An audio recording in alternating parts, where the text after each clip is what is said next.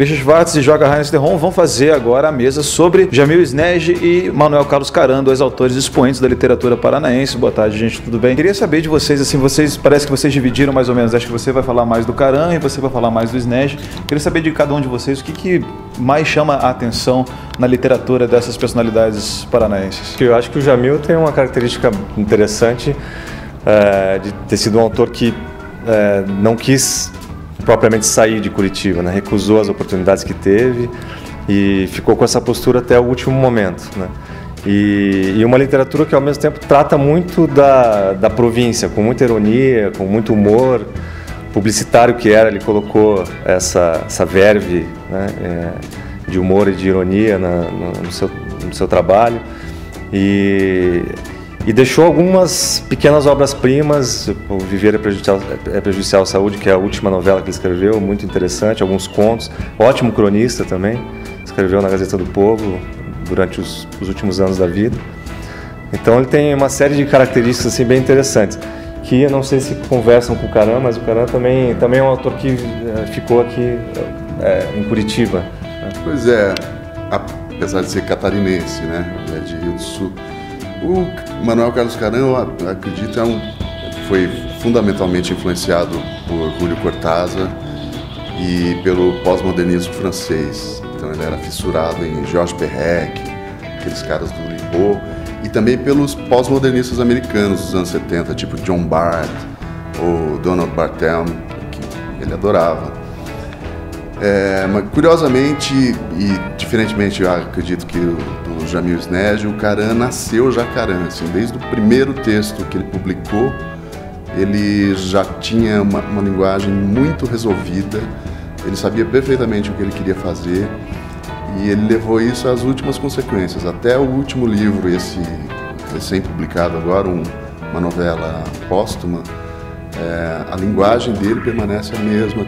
Então ele experimenta com o fragmento, com o conto, ele usa o conto como uma espécie de forma estrutural dos livros que ele escreve, e ele também tem uma maneira de escrever usando a oração subordinada.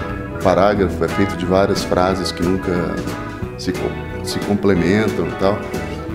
Bem, era um cara também muito influenciado por ideias filosóficas e pelo absurdismo assim, da literatura francesa, do surrealismo, onde ele bebeu muito, talvez através do Cortázar.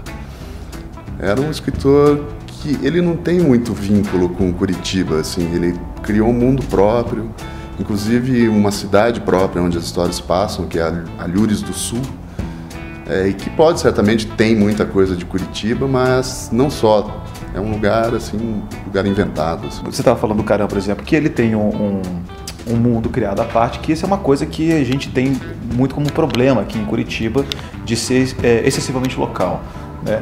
E o Caram criou isso, mas apesar disso, e o Snejd também, por uma questão de opção, que você não falou, assim, eles nunca chegaram a ser exatamente conhecidos, assim, muito conhecidos na literatura brasileira. Assim, de botar aqui quando a gente estuda ali mais localmente, a gente acaba colocando ali um pontinho ali para a história, para eles, enfim. Mas por que vocês acham que eles nunca chegaram a serem mais conhecidos, assim, tendo uma literatura original como eles têm?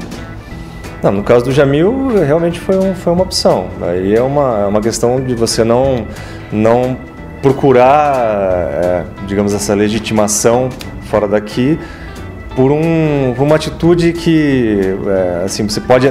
Tem um certo lado de provincianismo, e eu não falo isso assim como pejorativamente, porque inclusive o provincianismo é um dos grandes temas do Jamil, isso perpassa toda a obra dele, né? E talvez por alguma insegurança, não sei, mas havia assim uma atitude, digamos assim, autossuficiente, né? Que eu não sei dizer se era a mesma do Caram, mas que infelizmente não levou a mais leitores essa obra, né? De ambos, né?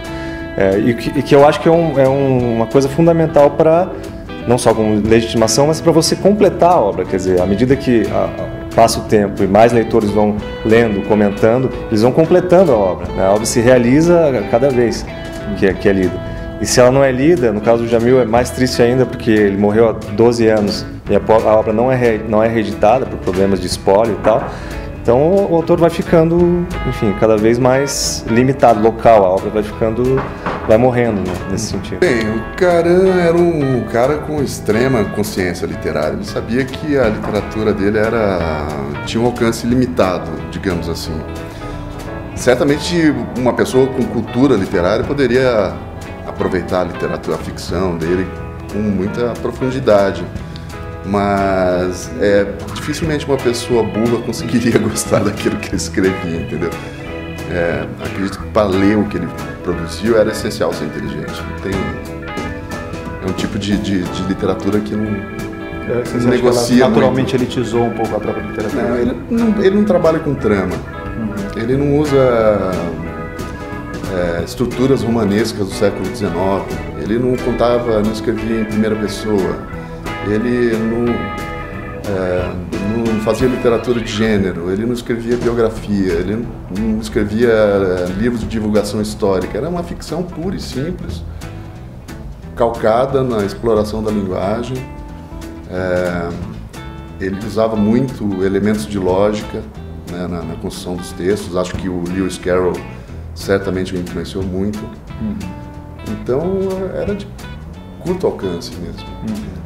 Ademais, eu acho que ambos compartilhavam uma questão de formação mesmo, assim, de geração, sabe? Assim, eles conviveram com a literatura marginal dos anos 70. A ideia de autopublicação é uma coisa que passava pela cabeça de todos. O Caran se publicou desde cedo por editoras pequenas. O primeiro livro dele saiu por uma editora que era muito legal, badalada nos anos 80, a Marco Zero. E, inclusive, eu pedi depoimentos de alguns dos primeiros editores do Caran para falar aqui hoje e tal. Vendeu pouquíssimo.